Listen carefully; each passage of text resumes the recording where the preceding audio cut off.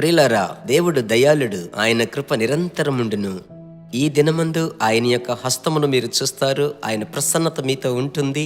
మీ హృదయ వాంఛ ప్రకారము దేవుడు మిమ్మల్ని నడిపిస్తాడు. ప్రభువునందు ఆనందించండి. ఆయన మీ హృదయ వాంఛలను తీరుస్తాడు. ప్రభువుకు స్తోత్రం. బాగున్నారని నమ్ముతున్నాను. ప్రభు యొక్క కాపుదల వలయములో మిమ్మల్ందరినీ అప్పగించుకొని ప్రార్థిస్తున్నాను. దేవుడు కృపగా మిమ్మల్ని నడిపిస్తాడు. ప్రియులారా, ఈ 22వ తేదీ ప్రభువు మనకు చెప్పుచున్నటువంటి మాట యోహాను సువార్త 15వ అధ్యాయము 5వ వచనములో ఉన్నది.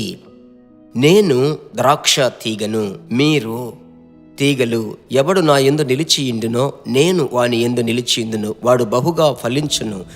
నాకు వేరుగా ఉండి మీరేమీ చేయలేరు. ప్రియ దేవుని బిడ్డలారా, ఈ దినాలలో ప్రభు నీ యొద్ద నా యొద్ద ఆశించేది ఒకే ఒకటి. ఒక క్రైస్తవ జీవితంలో ఫలింపు కలిగినటువంటి జీవితం, ఫలం ఉండాలి. ఒక చెట్టును మీ ఇంటిలో నాటారనుకోండి, అది తగిన కాలమందు ఫలం ఇవ్వాలని ఆసక్తితో ఎదురుచూస్తూ ఉంటారు. అదే రీతిగా ప్రభువు మిమ్మలను నియమిత కాలంలో రక్షించాడు. ఆయన బిడ్డగా మార్చి అభిషేకించాడు. ఫలించవలసినటువంటి కాలంలో మనము ఫలించాలి. ఇందుకు సహాయము చేయువాడే పరిశుద్ధాత్ముడు. ఎలాగో పరిశుద్ధాత్మలో నింపబడి ప్రార్థించగా ఈ వాక్యములో చెప్పబడినట్లుగా, నేను ద్రాక్షవల్లిని, మీరు తీగలు. మీరు బహుగా ఫలించుట వలన నా తండ్రి మహిమపరచబడును, నాకు మీరు శిష్యులయ్యుందురు. అది 8వ వచనంలో చదువుతున్నాము. అలాగైతే ప్రభువుతో నడవగా, ఆయనతో మాట్లాడగా ఈ చివరి దినాలలో పరిశుద్ధాత్మ నింపుదల ఉంటే చాలు. పరిశుద్ధాత్మ అభిషేకపు శక్తి మనలో పొంగి పొరలాలి. పరిశుద్ధాత్మ అభిషేకమును చాలామంది పొందారు, కానీ ప్రజ్వలింప చేసుకోవడం లేదు.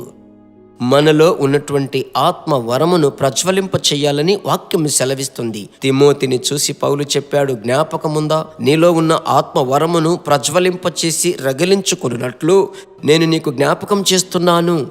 ప్రభువుకు మహిమ కలుగును గాక. అలాగైతే ఈ దినాలలో ప్రభువా, ఒకవైపు మీ ఆశీర్వాదములను నేను చూచినప్పటికీ మరొక వైపు నేను ఫలించాలయ్యా, నా కుటుంబము ఫలించాలి, నా బిడ్డలు ఫలించాలి. ఆమెన్.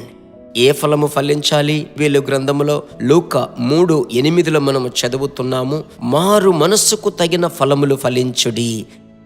ఎంత అందమైన మాట కదా. నేను మారు మనసు పొందానా? నా జీవితంలో నా మాట, నా ప్రవర్తన, వస్త్రధారణ, నా హావభావాలు, నా యొక్క జీవన విధానములో ఆ రక్షణ అనుభవము నాకు తెలియకుండానే నాలో నుంచి బయటకు వస్తుంది. అదే ఫలించేటువంటి జీవితము. అలాంటి కృపల కొరకు ఈ దినం మనము ప్రార్థించాలని పరిశుద్ధాత్ముడు ప్రేరేపిస్తున్నాడు. సిద్ధపడ్డారా? కుడి చేతిని పైకెత్తి, మా ప్రేమ కలిగిన తండ్రి, ఆకాశమునకు భూమికి సర్వాధికారము కలిగిన యేసురాజా, మీ నామములో మేము ప్రార్థిస్తున్నాము. ఈ దినమందు ప్రభువా, మీ బిడ్డలకు మీరు చెప్పిన ఆలోచన ఫలించాలి.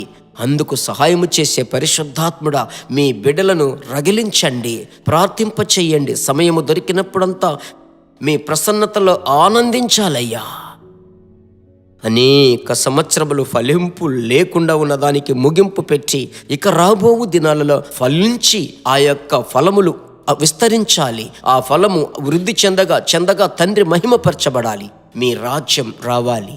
అందుకు మీరు సహాయము చెయ్యండి. నా ప్రియ సహోదరి సహోదరులు, వారి పిల్లలు అందరి మీద మీ కృప ఉంచండి. యేసునామములో ప్రార్థిస్తున్నాము తండ్రి, ఆమెన్.